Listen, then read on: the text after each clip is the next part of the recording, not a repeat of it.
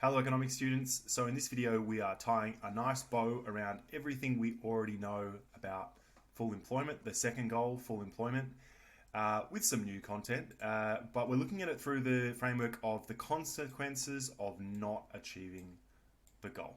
And we're looking at the effect on living standards of not achieving the goal. So the effect on material living standards and non-material living standards of not achieving our full employment goal. But more specifically, we need to think about the impact on GDP and tax revenue if unemployment is too high, so if we have too many people without a job, and the effects on inflation if unemployment is too low. So if we have too many people with a job, well, that sounds weird. Let's get into it. So first of all, we need to think about it through the framework of GDP and its impact on GDP. Now, we can straight away think that GDP is directly linked to material living standards and less so non-material living standards, but definitely material living standards via access to goods and services. So, if unemployment is too high, that means we're well above the target of 4.25%. Now, it's firstly important to step this out. High unemployment is bad for a number of reasons, but the main one is that we're going to lose access to disposable income. So despite the government providing financial support, a safety net to people in Australia if they don't have a job, it's definitely you definitely have a higher disposable income if you have a job. Okay, so it's going to negatively impact disposable income.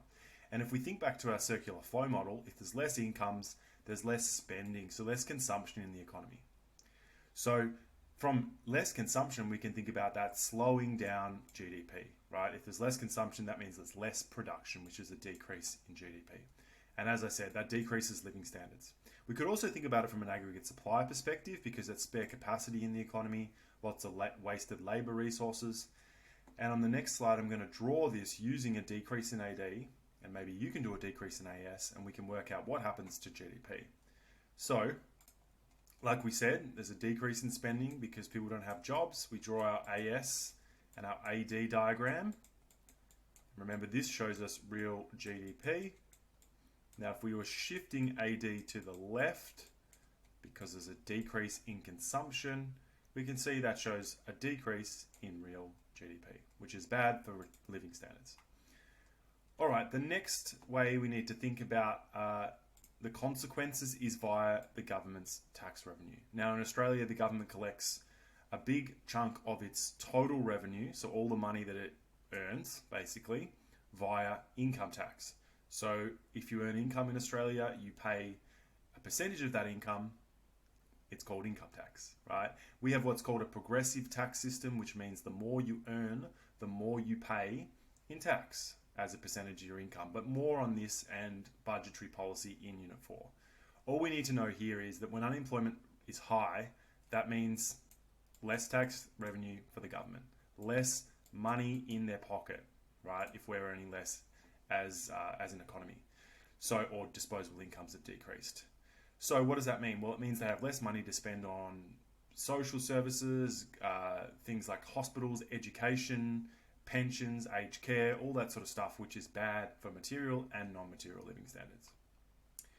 Okay, finally, inflation, and this is, of course, when unemployment is too low. We did talk about this already, but if unemployment is too low, that can create inflationary pressures, and inflationary pressures, or inflation, which is well above our goal, is bad for material living standards because we lose access to goods and services. So remember, all of this we're thinking through the framework of what's the consequences on our material and non-material living standards.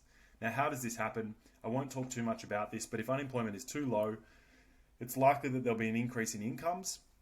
And so from the demand side, that's going to be more spending and that increases inflation. There's also what's called a wage price spiral, whereby if inflation starts to occur, people demand higher wages, which creates more inflation, which leads them to demand higher wages. And that's also really bad for living standards, right? At the moment, in 2023, inflation is 7.8%, and wages are certainly not growing at 7.8% for teachers. They may be for some, no, they're not for many employees, which means that people are losing purchasing power. And economists would say that that is because the labour market is too tight and the rate of unemployment is too low, which I know sounds crazy, But we've got to trade off inflation and low employment, remember, with our Nauru target. All right, that is the end of full employment. Hope that helped. See you when we look at low inflation, low and stable inflation, I should say.